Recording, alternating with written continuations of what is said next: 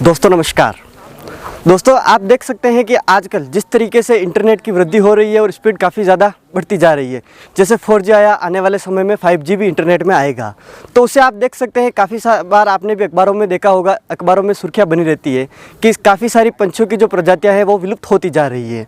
तो उसी बीच काफ़ी ऐसे भी युवा हैं जो इन प्रजातियों को बचाने में लगे हुए हैं।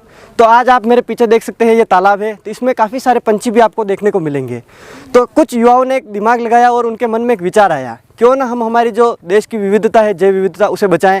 और जो पंछियों की एक समस्या बनी हुई है कि प्रजातियां विलुप्त हो रही है, तो उन्हें हम किस तरीके से बचा सकते हैं, तो यहाँ पे उस तरीके का काम हो रहा है। तो हम उनसे बात करते हैं कि किस तरीके से वे यहाँ पे काम कर रहे हैं और इन जो पंछियों की विविधता है उन्हें बचा रहे हैं। तो चलिए शुरू करते हैं इस वीडियो को। तो सर आपका पहले तो स्वागत है हमारे चैनल पर, और जो दर्शक आपको सामने से देख रहे हैं उन्हें एक बार आप अपना थोड़ा परिचय बताइए।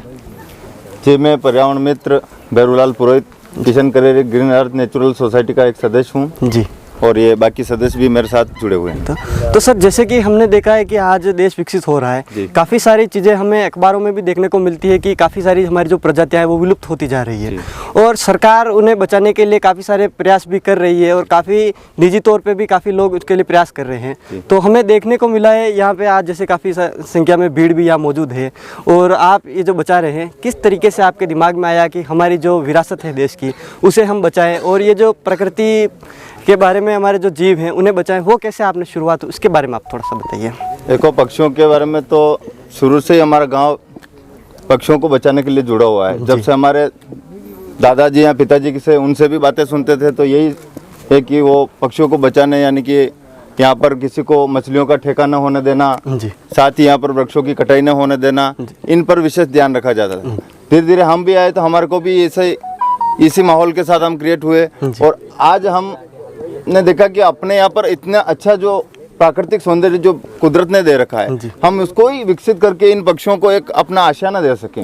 इसलिए हमने धीरे धीरे इसको संरक्षण किया, यहाँ पर इनके अनुरूप पौधे भी लगाए जो इनके लिए कंफर्टेबल लगे, और साथ ही यहाँ पर इनको संरक्षण के लिए टीम तैयार की। इसके बाद जैसे हम जानना चाहेंगे कि आप यहाँ काम कर रहे हैं, तो गत कितने वर्षों से आपने ये टीम बनाई है और कितने वर्षों से यह काम चला, उसके बारे में थोड़ा सा बताइए। जी, हम पहले तो सब पढ़ाई कर रहे थे, और उसके बाद में जैसे हम पढ़ाई से फ्री हुए तो हमने देखा कि अपने इस तालाब के संरक्षण के लिए एक टीम बनानी चाहिए। लगभग पिछले 8 वर्षों से हम यहाँ पर काम कर रहे हैं, और जिसमें मेरे गाँव के सारे युवा साथी मेरा साथ देते हैं। हम सब मिलकर यहाँ पर काम करते हैं। साथ ही वन विभाग ने समय समय पर जो पक्षियों के बारे में जानकारियाँ देने के लिए कार्यशालाएं आयोजित की, हमने उसमें भाग लिया, और यहाँ के कई युवाओं ने पक्षियों के प्रति रुचि बढ़ाते हुए उन पक्षियों के प्रति ज्ञान प्राप्त किया, और आज उनके संरक्षण के लिए काम करते हैं। तो हम लगभग 8 वर्षों से यहाँ पर काम कर रहे हैं। तो जैसे आप 8 वर्षों से काम कर रहे हैं, तो उसमें जैसे हम देख सकते हैं यहाँ काफ़ी सारे पेड़ पौधे भी लगे हुए हैं, आपने झोपड़ियाँ वगैरह भी बनाई है, एक काफ़ी अच्छा लेवल पे काम हो रहा है। तो सर आपसे थोड़ा हम जानना चाहेंगे कि यहाँ किस तरीके से आपकी जो टीम है वो काम करती है, उसके बारे में आप थोड़ा सा बताइए।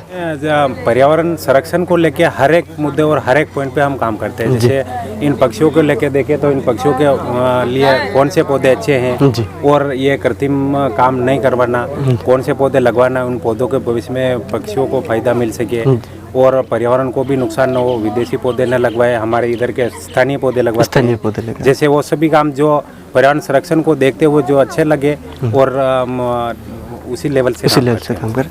तो सर जैसे कि हमने एक चीज़ देखी है कि हम किसी भी काम की शुरुआत करें तो शुरुआत में सबसे पहले तो समस्याएं बहुत आती है, काफ़ी समस्या, मतलब चाहे किसी भी लेवल से आप कोई भी काम शुरुआत करो उसमें समस्या आएगी। तो आप थोड़ा ये बताइए आपको क्या समस्याओं का सामना करना पड़ा, उसके बारे में आप थोड़ा सा बताइए। जी, हम अगर हमारे तालाब के संरक्षण के बारे में और समस्या के बारे में अगर बात करें जी, तो हमारे लिए सबसे बड़ी समस्या है यहाँ का अतिक्रमण जी।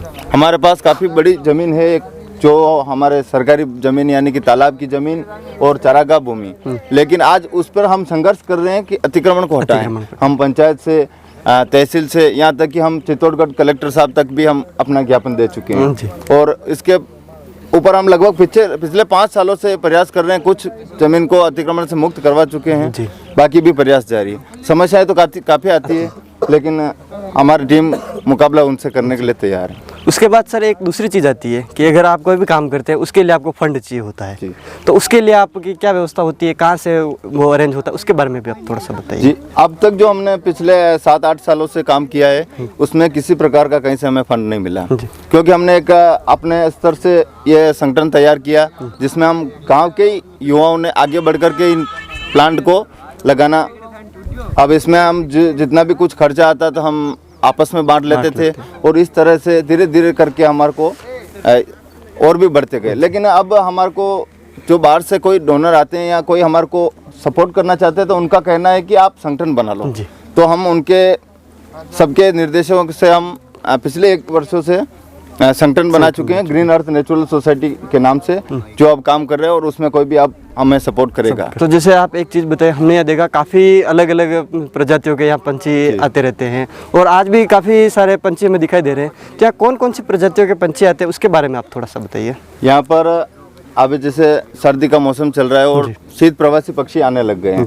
यहाँ पर bar headed goose, greylag goose, northern shoveler, northern pintail, Eurasian wigeon, tufted duck, great कस्टर्ड ग्रीप, पेलिकन्स, फ्लेमिंगो, साथ ही स्थानीय प्रजातियों के भी कई पक्षी यहाँ पर आप आसानी से देख सकते हैं जो माइग्रेट करके यहाँ पर आते हैं। ये हमारे अक्टूबर नवंबर से लगाकर फरवरी मार्च तक यहाँ पर रुकते हैं।